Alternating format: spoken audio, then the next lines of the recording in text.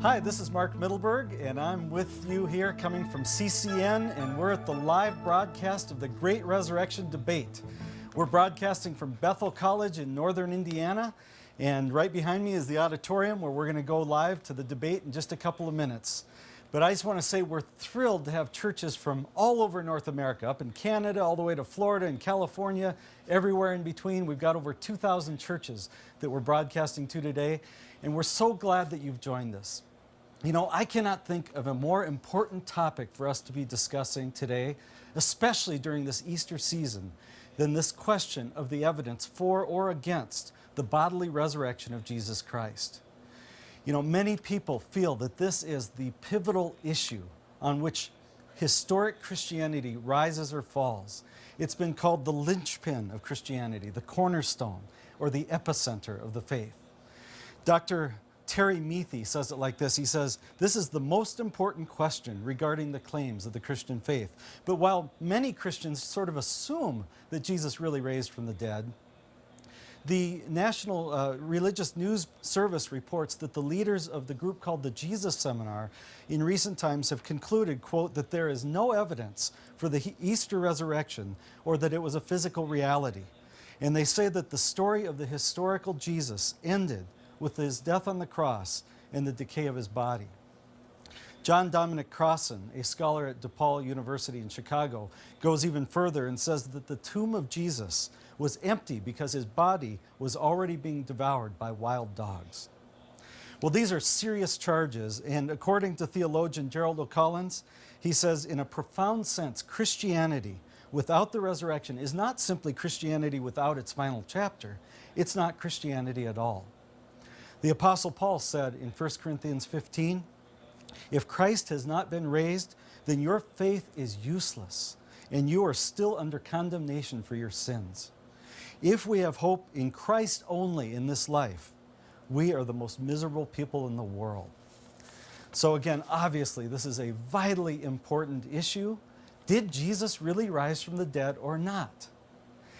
And as you can guess, there are strong opinions on both sides, and we're going to hear two of those opinions tonight. So I just want to challenge you. Really engage your mind. Listen and weigh what you hear, and then apply it in your life in the days ahead.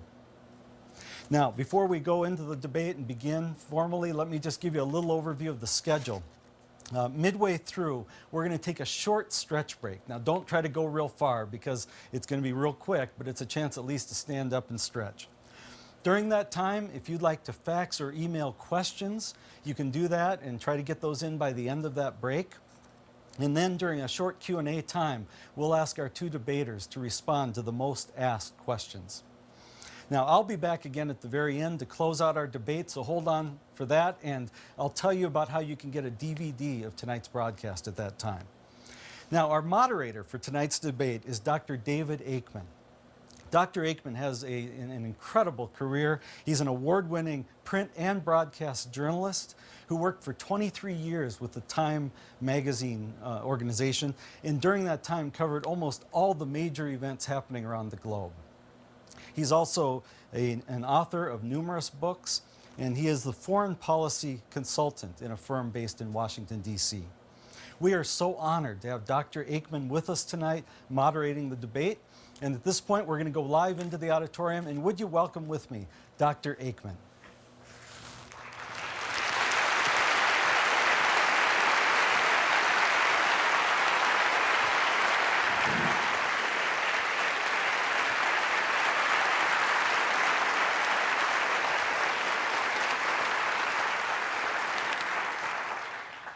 Welcome to Bethel College and the Great Resurrection Debate here on March 20th, Palm Sunday, 2005. This is a debate on the historicity of the resurrection, or whether Jesus Christ bodily rose from the dead or not. We have two very distinguished debaters here tonight, and I'm going to introduce them, and then they are going to come out on stage, and you, the audience, will be free to applause at that point. Our first debater is Dr. William Lane Craig. Dr. Craig earned a doctorate in philosophy at the University of Birmingham, England, before taking a doctorate in theology from the Ludwig-Maximilians-Universität München, Germany. In Germany, Dr. Craig was a fellow of the Alexander von Humboldt Stiftung and wrote on the historicity of the resurrection of Jesus. He also spent several years at the Katholieke Universiteit Leuven in Belgium and is currently a research professor at Talbot School of Theology of La Mirada, California. Our second debater is Bishop John Shelby Spong. Bishop John Shelby Spong is a renowned author and speaker. He is the retired bishop of the Episcopal Diocese of Newark, where he served for 24 years. Dr. Spong has received numerous honors, including being named Quarter Centenary Scholar by Emmanuel College, Cambridge University, and Humanist of the Year in 1999. The Protestant Episcopal Theological Seminary in Virginia and St. Paul's College have conferred on him the Doctor of Divinity degrees, and Muhlenberg University a Doctor of Humane Letters degree. He has been Scholar in Residence at Christ Church, Oxford, and is a Fellow of St. Daniel's Library in Wales. Will you please welcome our two debaters, Dr. Craig and Bishop John Shelby Spong.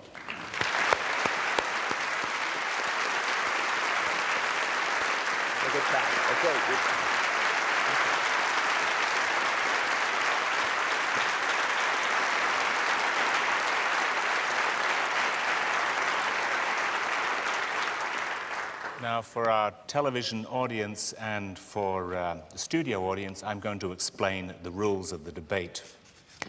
Each debater is going to have an opening statement of 15 minutes. Each debater is then going to have a rebuttal of 10 minutes, and then there will be a break. There will be a second rebuttal after the break by both speakers, and then a question and answer period. We will be collecting questions that are emailed in and provided by members of the audience during the break period or even beforehand, and I will select questions for the speakers from those that are given to me. Each question will be given to a speaker, and he will have the chance to speak for 1 minute in response, and so will the other debater. We will then have a closing statement by each debater of 5 minutes, and I will make a concluding statement, and then we will finish the debate. I do ask all of you in the studio audience to refrain from any kind of applause except when you are told to do so, which will be at the end. This is not a canned comedy show, but you must understand that we must be very, very fair to each of these speakers, and we must not show any partisanship while they are actually speaking. You may, of course, present your applause for the whole presentation at the end of the debate. I'm also going to be rather strict on the time allotted to each of the debaters, and although I'm quite sure that each of them will be honoring the time they have been given, if there is any lapse in this, I shall politely but firmly ask the person to finish speaking. We'll do it in a reasonably gentlemanly way, I hope. This is a very important debate, and I'm sure you don't need to be reminded of why it's rather significant at this time of year, and it'll give us a lot to think about. I would like to invite right now the opening statement by Dr. William Lane Craig. Good evening. I want to begin by thanking Bethel College and CCN for hosting this debate on the meaning of the resurrection. And I also want to say that I consider it a real privilege to be sharing the podium tonight with so influential a churchman as Bishop Spong. My main contention in tonight's debate is that Jesus' resurrection was a real historical event, and therefore meaningful for us today. So in my opening speech, I want to outline a case for the historicity of Jesus' resurrection. Now, I'm going to be giving you a lot of historical information, so hold on to your hats. A historical argument for Jesus' resurrection involves two steps. First, determine what are the facts to be explained, and second, determine what is the best explanation of those facts. First, what are the facts to be explained? In order to answer this question, it's important to say something about our sources for the historical Jesus. Our principal sources for the life of Jesus consist of documents written within a generation after his death, which were later collected by the church and put into one volume called the New Testament. When historians investigate Jesus' life, they're not treating the New Testament as a wholly inspired book. They're not even assuming that the New Testament is generally reliable. The historian expects to find errors and inconsistencies in even his most reliable sources. So the historian isn't presupposing that the New Testament documents are reliable. Rather, he's arguing that in the case of a specific event, there are good reasons to think that the documents are reliable on that score. So, when we come to what these documents have to say about the resurrection, the question is, what historical facts about this event can we reliably recover from the documents? Now, it might come as something of a surprise to you that today the relevant facts are largely agreed upon by New Testament critics. There has been a revolution in New Testament scholarship concerning the resurrection over the last half-century. Back in the 1940s and 50s, it was widely believed that the story of Jesus' empty tomb was a legend shaped by the theology of the early church, which arose many decades after Jesus was dead and gone. The post-mortem appearances of Jesus were thought to have been hallucinations brought on by the disciples' fervent faith in Jesus.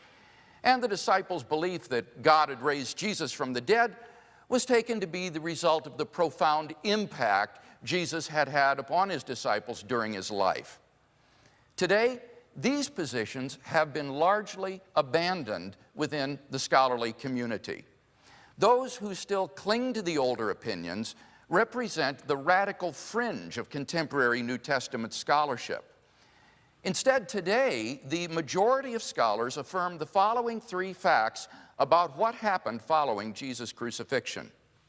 Number one, on the Sunday morning after his crucifixion, Jesus' tomb was discovered empty by a group of his women followers. Two, on multiple occasions, various individuals and groups experienced appearances of Jesus alive after his death. And three, the original disciples suddenly and sincerely came to believe that God had raised Jesus from the dead despite every predisposition to the contrary. What are some of the reasons that have persuaded most scholars to think that the documents are accurate with respect to these three facts? Let me simply mention a few of the reasons. First, with respect to Jesus' empty tomb, most scholars have been convinced on the basis of reasons like the following three. Reason number one, the empty tomb story is part of Mark's very old source material. Behind Mark's story of Jesus' passion lies an earlier source, which included the story of the women's discovery of his empty tomb. Mark is the earliest of our Gospels, so his source must be even earlier still. In fact, the commentator Rudolf Pesch dates this source to within 7 years of Jesus' crucifixion. Contrast this with the sources for Roman and Greek history, which are usually removed 1 or 2 generations or even centuries from the events that they record. For example, the earliest biographies of Alexander the Great were written by Arrian and Plutarch over 400 years after Alexander's death, and yet classical historians consider them still to be trustworthy. According to A.N. Sherwin-White in his book, Roman Society and Roman Law in the New Testament, even 2 generations is too short a time span to allow legendary tendencies to wipe out the hard core of historical facts. Thus, the extraordinarily early date of Mark's passion source effectively rules out the hypothesis that the story of the empty tomb is a late developing legend, as critics used to think. Reason number 2, Mark's account of the empty tomb is multiply and independently attested by other sources. One of the most important criteria used by historians is multiple independent attestation. If an event in Jesus' life is attested by at least 2 independent sources, one of which is early, then the event is likely to be historical. As New Testament critic Marcus Borg explains, the logic is straightforward. If a tradition appears in an early source and in another independent source, then not only is it early, but it is also unlikely to have been made up. In the case of the empty tomb, we have not only Mark's early passion source, but also independent sources used by Matthew and John.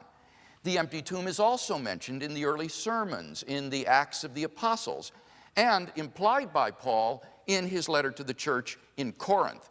Thus, we have early, multiple, independent attestation of the fact of the empty tomb, one of the most important indications of historicity.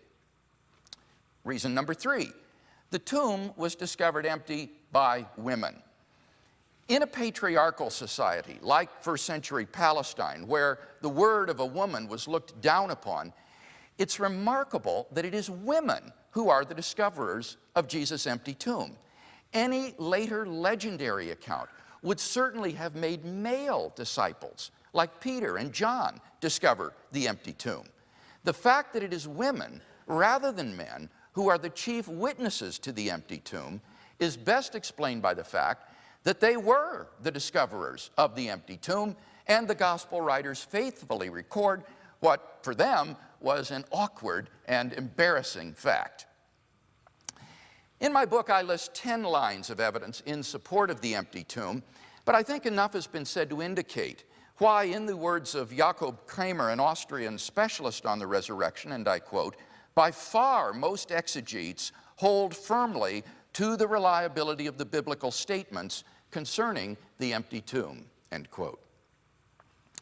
As for that second fact, Jesus' post-mortem appearances, this fact is almost universally acknowledged among New Testament scholars for the following 2 reasons.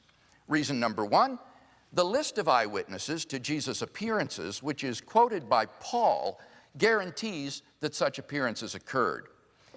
In his first letter to the church in Corinth, Paul writes, "For I delivered to you what I also received, that Christ died for our sins in accordance with the Scriptures, and that he was buried, and that he was raised on the 3rd day in accordance with the Scriptures, and that he appeared to Cephas, then to the 12. This information has been dated to within 5 years of Jesus' crucifixion. It mentions the appearances to Peter and to the 12 disciples. Paul then goes on to say, then he appeared to more than 500 brethren at one time. Then he appeared to James, then to all the apostles. Last of all, as to one untimely born, he appeared also to me." According to his letter to the churches of Galatia, Paul was in Jerusalem within 6 years of Jesus' crucifixion and spent 2 weeks with Peter and James. Given the early date of this information, as well as Paul's personal acquaintance with the people involved, such appearances can't be written off as legends. Reason number 2, the appearance narratives in the Gospels provide multiple, independent attestation of the appearances. For example, the appearance to Peter is attested by Luke and Paul. The appearance to the 12 is attested by Luke, John, and Paul. And the appearance to the women is attested by Matthew and John. The appearance narratives span such a breadth of independent sources that it cannot be reasonably denied that the earliest disciples did have such experiences. Even the skeptical critic Gert Ludemann therefore concludes, and I quote, "It may be taken as historically certain that Peter and the disciples had experiences after Jesus' death in which Jesus appeared to them as the risen Christ," end quote. Finally, the origin of the disciples' belief in the resurrection. Think of the situation the disciples faced following Jesus' crucifixion. Number one, their leader was dead, and Jews had no idea of a dying, much less rising, Messiah. Jewish messianic expectations included no idea of a Messiah who, instead of triumphing over Israel's enemies, would be shamefully executed by them as a criminal. Number two, according to Old Testament law, Jesus' execution exposed him as a heretic, a man literally accursed by God. And three, Jewish beliefs about the afterlife precluded anyone's rising from the dead to glory and immortality before the end of the world. Nevertheless, the original disciples suddenly came to believe so strongly that God had raised Jesus from the dead that they were willing to die for the truth of that belief. Bishop Spong himself writes in his book, The Easter Moment, that something big and powerful actually happened to produce this change. Indeed, I've rarely seen a more powerful statement of this point than Bishop Spong's.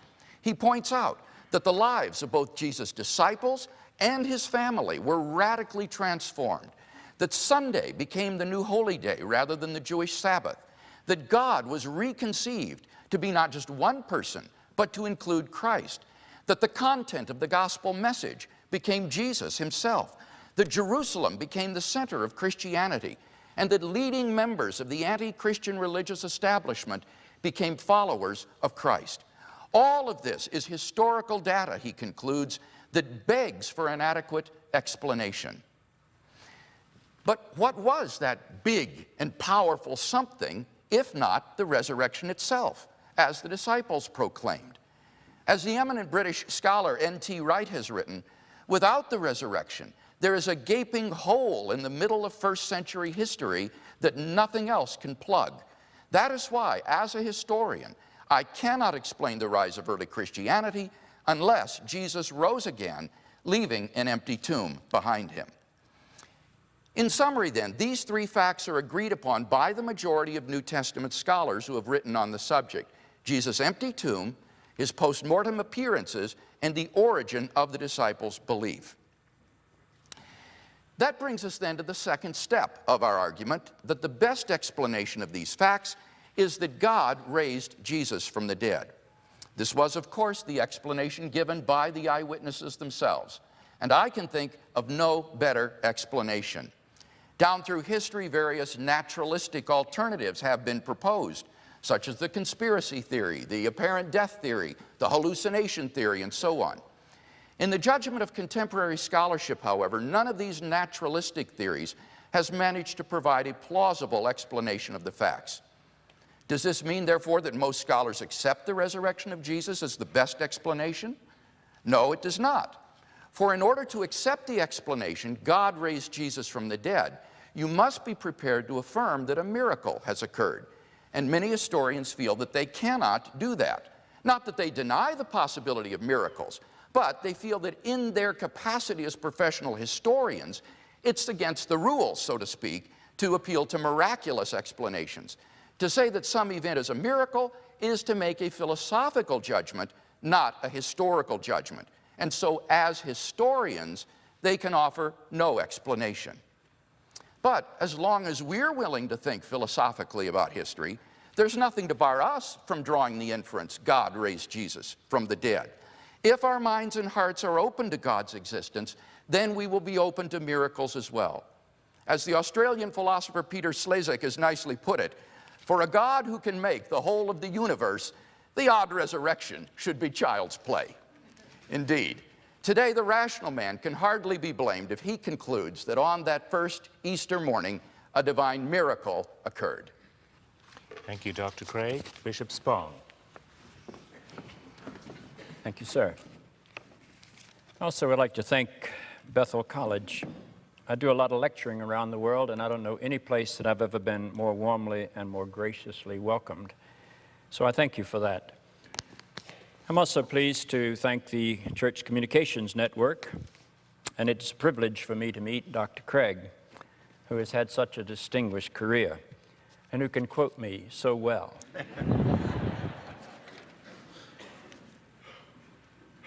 I find the title of this debate to be a bit misleading. I'm a Christian. I served my church first as a priest and then as a bishop for almost 50 years. I do not believe it is possible to be a Christian apart from the reality of the resurrection. I assume that my colleague, Dr. Craig, stands united with me on that proposition. The reality of the resurrection is essential. But the reality of the resurrection is not the substance of our discussion. Any attempt to suggest that it is would be a violation of both of our integrity and the integrity of Bethel College. I suspect that the differences that will appear between Dr. Craig and myself will not be about the centrality or the reality of the resurrection, but on the factual accuracy of the biblical accounts of the Easter moment, even of the way the resurrection is or can be understood.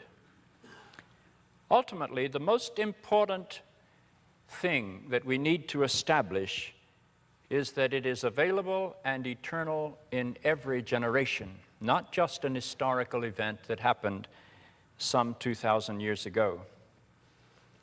I am not a biblical literalist, though I was one for many years, and my mother died a strict biblical fundamentalist. I'm still very thankful that I had that upbringing, though I have abandoned that point of view.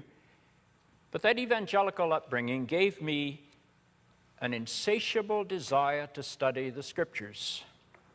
And that study has dominated my life for my entire career. Not a day goes by that I do not wrestle with the words of the Bible. The resurrection narratives have been a primary focus of that study for me. The last book I wrote on the resurrection, not the one that Dr. Craig quoted, was revelatory in its title. I submitted that manuscript to my publisher, HarperCollins, with the working title, Resurrection, Myth and Reality. HarperCollins changed my title and published it under the title Resurrection, Myth or Reality. I think it has to be both. They wanted to suggest that I believed that it could be one or the other. Harper has invested a lot of money in making me controversial, and they wanted to make sure that they didn't lose on their investment. But let me go over those two things. The reality. Yes, the resurrection's real. And Dr. Craig pointed to some of the things that I still hold quite firmly. The resurrection was an event of such power and such life-changing energy that the disciples who had all abandoned Jesus at the time of his arrest and had forsaken him and fled were reconstituted. And not just reconstituted, but quite willing to give their lives for the reality of that experience. There's enormous power in that. Secondly, we must not forget that these are Jewish men. And in the Jewish tradition, the most sacred part of the whole tradition was that God was one. Nothing could stand in the presence of God. And yet there was something about whatever the resurrection was that was so powerful and so overwhelming that these Jewish men had to expand their definition of God so that it was big enough to include Jesus of Nazareth. And they were no longer able to look at Jesus of Nazareth without seeing him as part of who God is. And thirdly, they created a new holy day. Now, for those of us who have been in active ministry with congregations, we know how serious and important that is. When I was the Bishop of Newark, I had churches that I was quite sure that if the Lord God, God's self, had appeared before those congregations and said, folks, I want you to change the Sunday hour from 10 to 10:30 beginning next week, some in those congregations would say, but Lord, that's not the way we do it in this church. Changing people's worship traditions is a powerful, powerful argument. But something happened that was associated with the first day of the week that created, certainly within one generation, a new holy day that stood side by side with Jewish Sabbath. And then when the Christian faith finally moved out of its Jewish orbit and into the Mediterranean Gentile world, the Jewish Sabbath was dropped, and the Christian Sunday became the holy day of the Western world. It's still interesting to me that we put Jewish Sabbath and Christian Sunday together to create the weekend, which we still observe whether we are religious or not. So there is reality to the resurrection experience that I would not want anybody to think that I would doubt or question. But a God experience has to be put into human words. And that's where mythology enters. And by mythology, I mean that human beings do not speak a God language. We only speak a human language. So whenever we have a God experience, we have to put that experience into our human created frame of reference. And our language is simply not big enough to capture the wonder, the mystery, the reality of that inbreaking eternity. And so what do? We have to develop expansive language. We have to get it beyond our abilities. And that's what I see over and over again in the biblical narratives. I take those narratives seriously. I do not take them literally. But we need to face the fact that the inadequacy of all human language is something we must deal with. The only way a 21st century person can be a Christian is to be able to put the experience of God into 21st century language. Let me illustrate that for just a moment. If you witnessed an epileptic seizure in the 1st century, and if you witnessed an epileptic seizure in the 21st century, the reality that you would experience would be identical. But if you were to read the explanation that 1st century people gave to that epileptic seizure, and the explanation that 21st century people gave to that epileptic seizure, you would recognize that language is time-bound and time-warped. And if you ever take the language of a human explanation and say that this is the ultimate literal truth, it seems to me you have violated the eternity of that experience. Let me look at the language of the resurrection narratives for just a bit. And to tell you, if you're going to literalize the stories, this fanciful language gets in the way of a lot of modern people.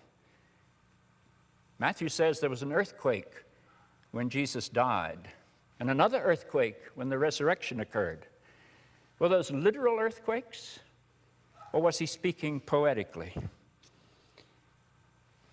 The Gospels say that at 12 noon on the first Good Friday, darkness covered the whole earth until 3 o'clock. Was that a literal darkness, perhaps an eclipse of the sun? Or was that a poetic reference to what it meant to watch this love of God die? The Gospels say that when Jesus died, the veil in the temple was split from top to bottom. You need to understand what that veil meant. It separated the holy place where people could gather from the Holy of Holies, which was thought to be God's dwelling place. And the only person that could go into the Holy of Holies was the high priest. And he could go only once a year and after enormous purification rites. That veil separated human life from the ultimate presence of God. Was that a literal splitting? Was that a poetic way they were trying to describe what the meaning of the death of Jesus was? Matthew says in a gospel I heard read this morning at St. James Cathedral here in South Bend, that when the death of Jesus occurred, the earthquake opened up the graves. And people who had been long dead came up out of their graves and walked around in Jerusalem and were seen by people. Is that literal? Or is that poetic language?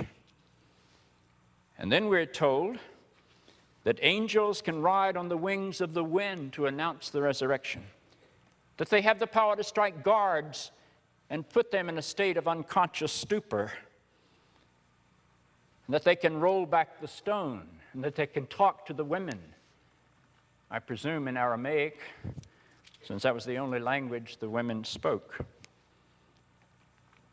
Can these descriptions of the resurrection that include all of these poetic symbols, could they still be real?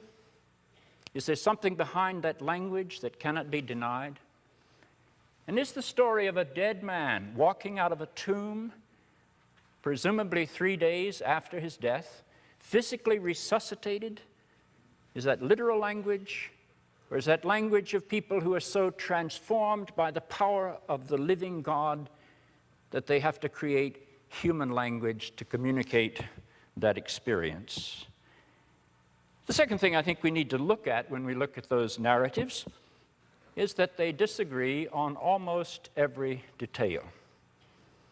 Let me walk you through them. Who went to the tomb at dawn on the first day of the week? We have 4 Gospels. We have 4 different lists. The only consistent figure in all 4 of them is Mary Magdalene. Did the women see the risen Lord in the garden at dawn on the first day of the week? No, says Mark. Yes, says Matthew. No, says Luke. Yes, says John. Even my friend Jerry Falwell can't make those fit together. It just won't work. It's a contradiction. Where were the disciples when they had this life-changing, in-breaking experience of resurrected power? Where were they? The Gospels don't even agree with that. Mark says it will be in Galilee. Matthew says it was in Galilee. Luke says it was never in Galilee. It was always in Jerusalem in the immediate environs. And John says it was in Jerusalem first. But then when he writes an appendix to his gospel in chapter 21, he makes a Galilean appearance much, much later. Indeed, it's hard to date the time, perhaps even years. Was the risen Christ physical?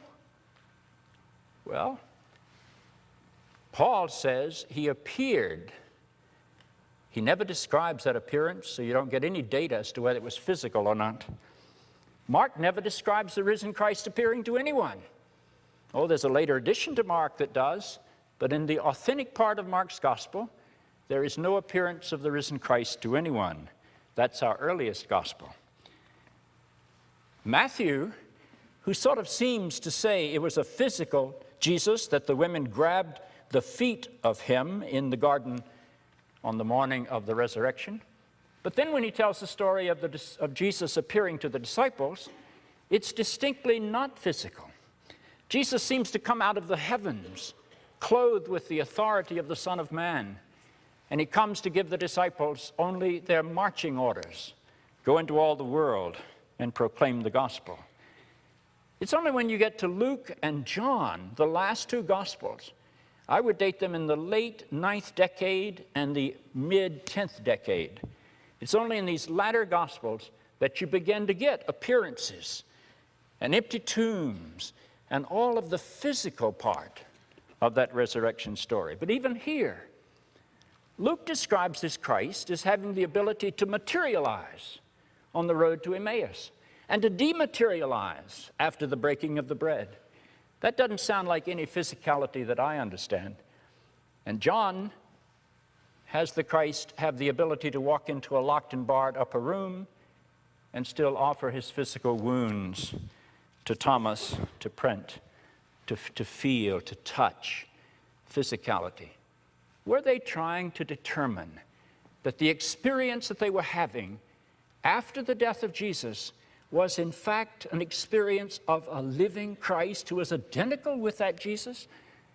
And that's the language that they used to describe it. There's no doubt in my mind that any of us would be here today talking about the resurrection if there weren't something real about it.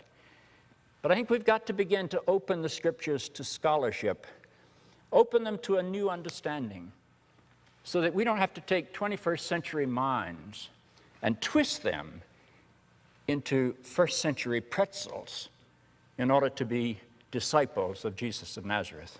Thank you very much. Thank you, Dr. Spong. We now have 10 minutes for the first rebuttal by Dr. Craig.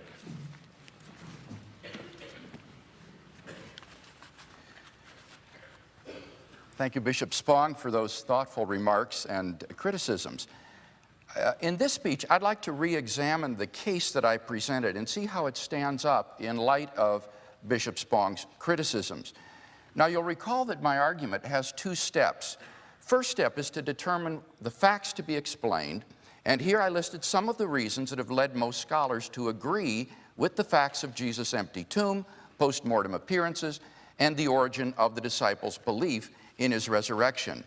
Now here, Dr. Spong suggests that these narratives should be read as myths, not literally, that it's a mistake to think of them as literal. Well, now, I believe this is really a straw man. Nobody takes every passage in the Bible literally. When the psalmist says, "Let the trees of the woods clap their hands before the Lord," nobody thinks that he's teaching botany. Rather, the key to correctly interpreting the Bible is to discern the type of literature that you're reading. Now, the Bible contains a wide variety of different literary types: prophecy, history, epistle, poetry, apocalypse, and so on. And to read these indiscriminately in all the same way is going to lead to confusion. Now, when it comes to the Gospels, Bishop Spong variously classifies these, sometimes as mythology, as he did tonight, but sometimes as midrash, sometimes as legend, sometimes as theology, and so on. The problem is that these are all distinct literary types, different from one another. But Dr. Spong, rather like that fellow in the Florida orange juice commercial, just throws everything into the blender at once and comes up with a sort of literary mash. And this isn't apt to be very helpful, I think, in our understanding of the Gospels. Let me share with you then the thinking of contemporary scholarship concerning the literary type of the Gospels. Contemporary scholars have come to realize that the Gospel's literary type is not mythology or midrash, but rather it is ancient biography, like Plutarch's famous lives of illustrious Greeks and Romans. According to Craig Keener in his recent commentary on the Gospel of John, and I quote, "The Gospels present themselves as true accounts of Jesus' ministry. All four Gospels fit the genre of ancient biography, the life of a prominent person. Jewish Christian readers would have been most familiar with literary works concerning primary characters in terms of Hellenistic lives or ancient biographies." He concludes, "Arguments concerning the biographical character of the Gospels have thus come full circle. The Gospels, long viewed as biographies until the 20th century, now again are widely viewed as biographies." Moreover, Keener notes, ancient biographies were a form of historical writing. He says biographies were essentially historical works. Thus, the Gospels would have an essentially historical function. So a correct analysis of the Gospel's literary type shows that they are meant to be an account of what actually happened. Moreover, Keener notes two factors undergirding the reliability of these biographies. First, how close the Gospel sources are to the events that they narrate, and secondly, the Gospel's care in handing down the information in their sources. He concludes on the basis of these two factors that the Gospel should be placed among the most reliable of ancient biographies. So the bottom line then is that the Gospels are not mythology or midrash, rather they are ancient biography and pretty reliable ones at that. Now, Bishop Spong also says that should we think of the resurrection of Jesus as literal? Well, I think that question has been answered decisively by N.T. Wright in his recent book, The Resurrection of the Son of God. Wright does a study of how the word resurrection is used in ancient history, in paganism, in Judaism, in Christianity. And he concludes that there is no evidence for Jews of our period using the word resurrection to denote something essentially non-concrete. Raymond Brown agrees. He says it is not accurate to claim that the New Testament references to the resurrection of Jesus are ambiguous as to whether they meant bodily resurrection. There was no other kind of resurrection. So when early Christians said he is risen from the dead, they meant it literally and bodily. And thus you have Paul in 1 Corinthians 15 arguing with the Corinthians over the question, with what kind of body do they come?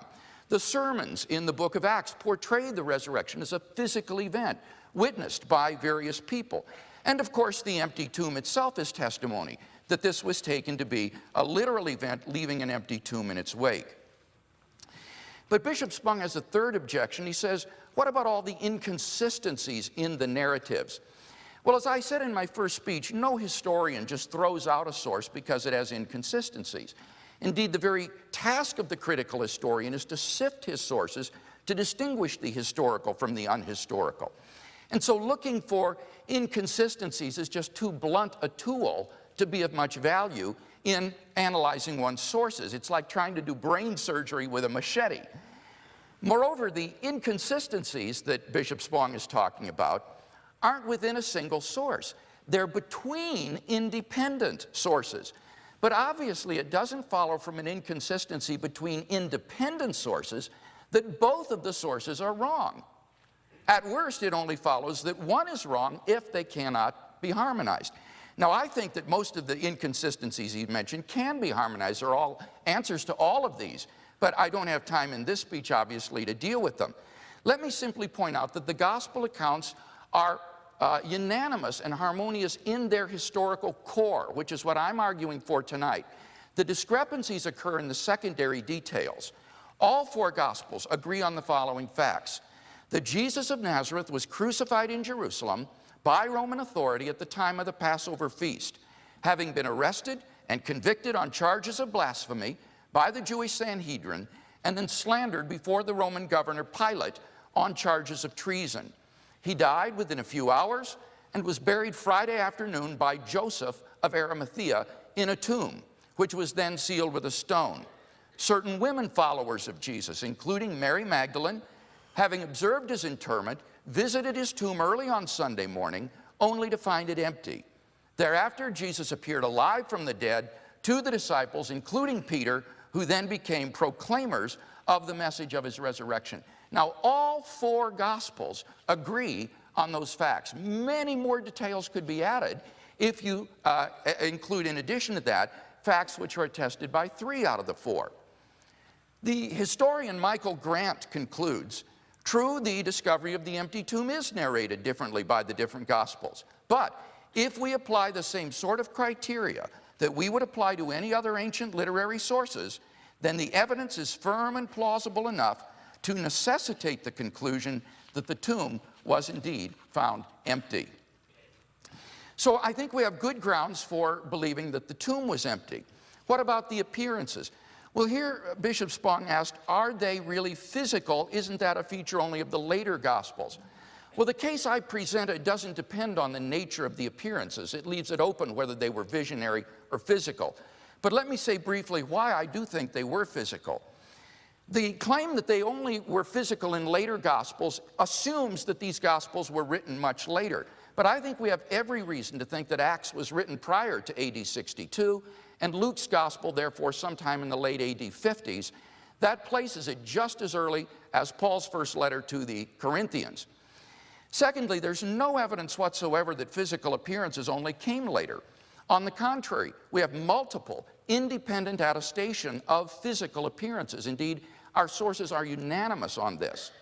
Thirdly, if originally all the disciples saw were visions of Jesus, then it wouldn't have led to belief in his resurrection. At most, it would have led to belief in his exaltation to heaven, but not to his being raised from the dead. So I think we've got good grounds for affirming the appearances. Dr. Spong agrees with me that something big and powerful happened to bring about the origin of the disciples' belief. And he says we must affirm the reality of the resurrection, and we must affirm that it be available in every generation. But where my disagreement is, I think, is that Bishop Spong wants to retain the language of Christian theology while evacuating it of any literal significance. On Bishop Spong's view, Jesus wasn't literally raised from the dead. His corpse was thrown into a shallow dirt grave where it rotted away. Jesus is literally dead. So the words about Jesus being raised in the meaning of God and the resurrection being available to every generation really are in the end empty. It's just flowery phrases. It is the language of Christian theology, but without the literal content.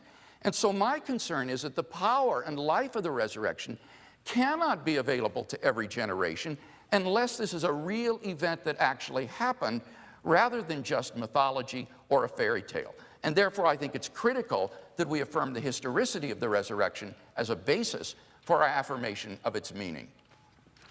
Thank you, Dr. Craig. And now Bishop Spong for the rebuttal. I have great admiration for a man who can quote Gerd Ludemann and Tom Wright in the same presentation. They represent sort of the extremes in biblical scholarship. Dr. Craig has used a trick. That's an incorrect word. He's used, what shall I say?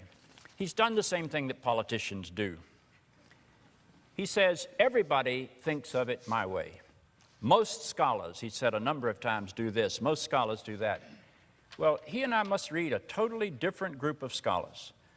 I'm a member of the Jesus Seminar. We have 250 PhD Bible scholars, Catholic and Protestant, and they would not agree at all with either the timing that Dr. Craig mentioned or with some of his historicity of such things as the tomb, the empty tomb. When you read biblical material, you're not always reading primary sources. We know for a fact that Matthew copied Mark into his gospel. Matthew copies about 90% of Mark into his gospel. We know that Luke also had Mark in front of him when he wrote, so Luke copies about half of Mark into his gospel. So when Matthew, Mark, and Luke agree, it's no mystery. They have the same source. Mark is the primary source for all of them. Let me suggest that our dating system would be quite different. Paul, in my dating scheme, would write between 50 and 64. I assume that you would agree probably with that. But when we get past that, I would date Mark after 70. I would date Matthew in the mid-80s. I would date Luke the late 80s, maybe even the early 90s. And I've never seen anybody that suggested that Acts was as early as Dr. Craig has suggested. Indeed, if you read people like Burton Mack, you'll find that he dates Acts way in the 2nd century. There's a great deal of debate about that. But it's interesting to me that the people who want to make sure that literal biblical content is believed always opt for the earlier and earlier dating processes, which I don't believe can be substantiated.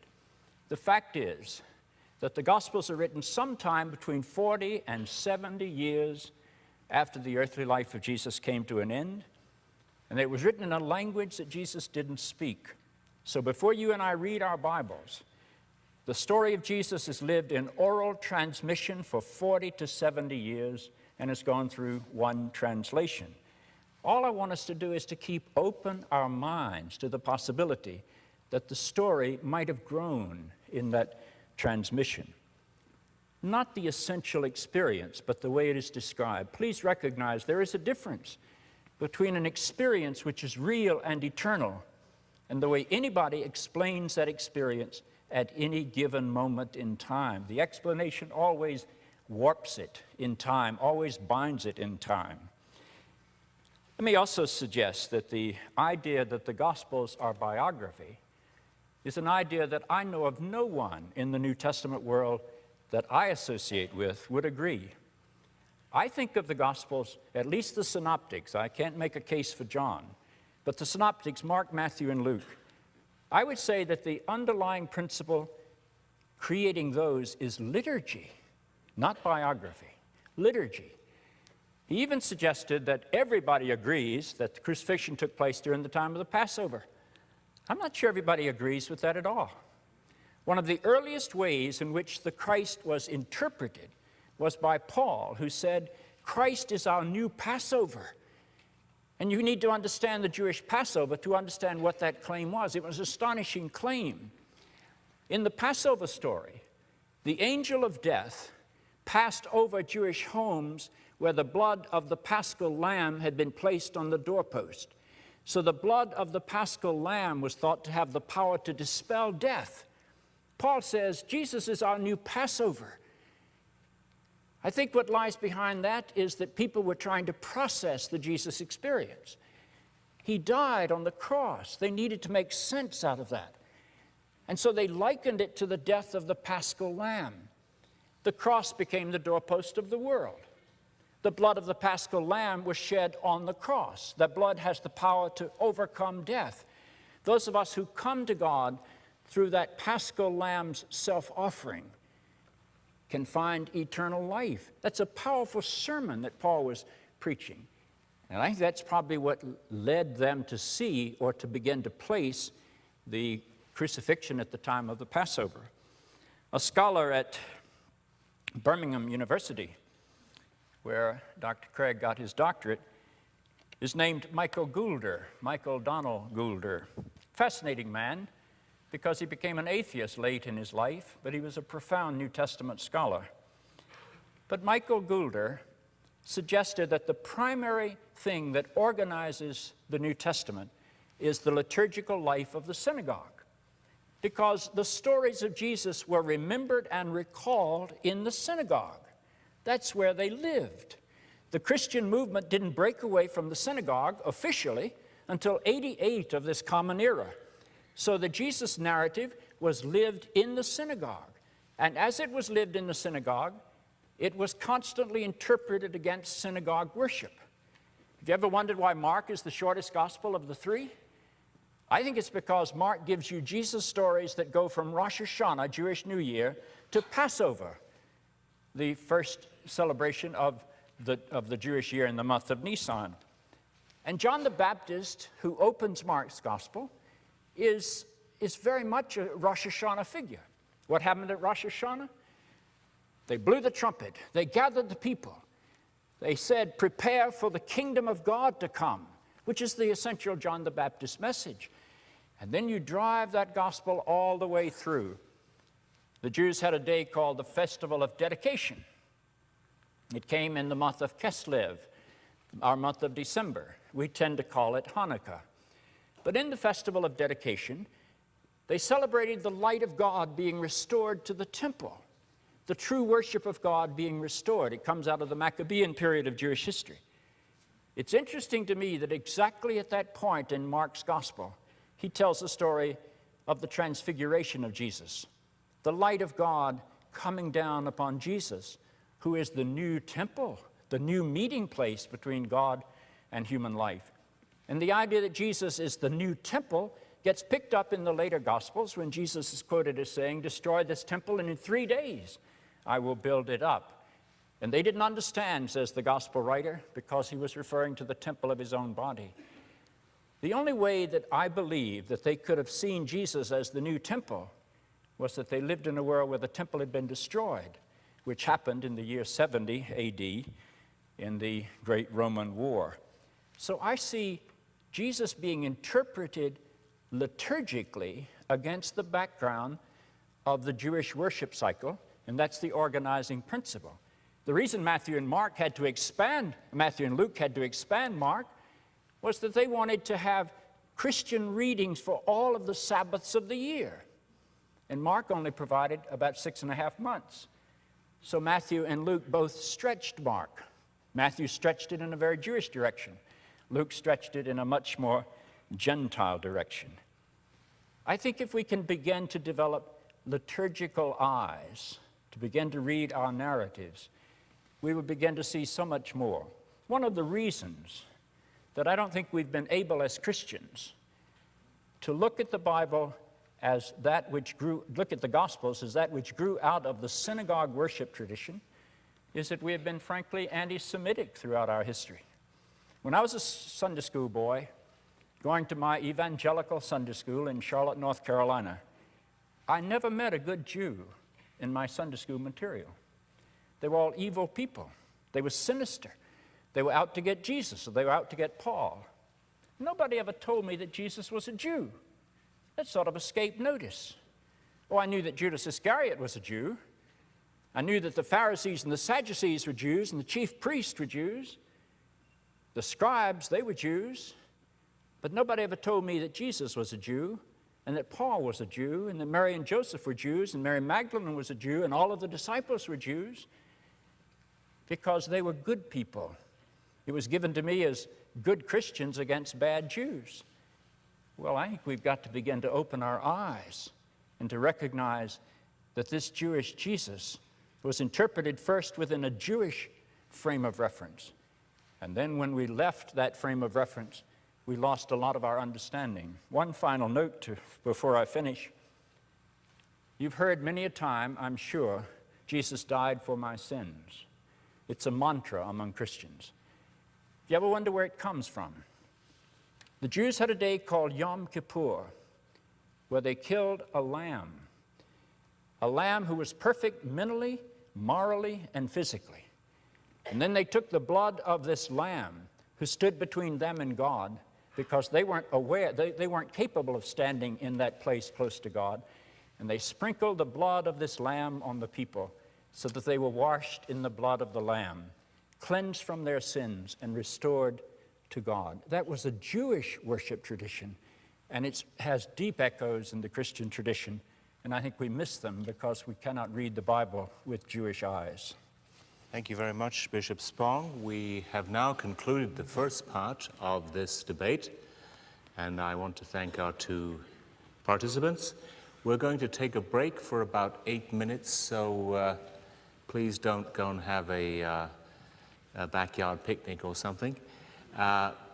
We will come back and we will have the rebuttal of the rebuttal, as it might be called, by both debaters, and then there will be a time of questions that will be entertained to each of the debaters from the studio audience and from the television audience. So please come back in about 7 or 8 minutes. Thank you.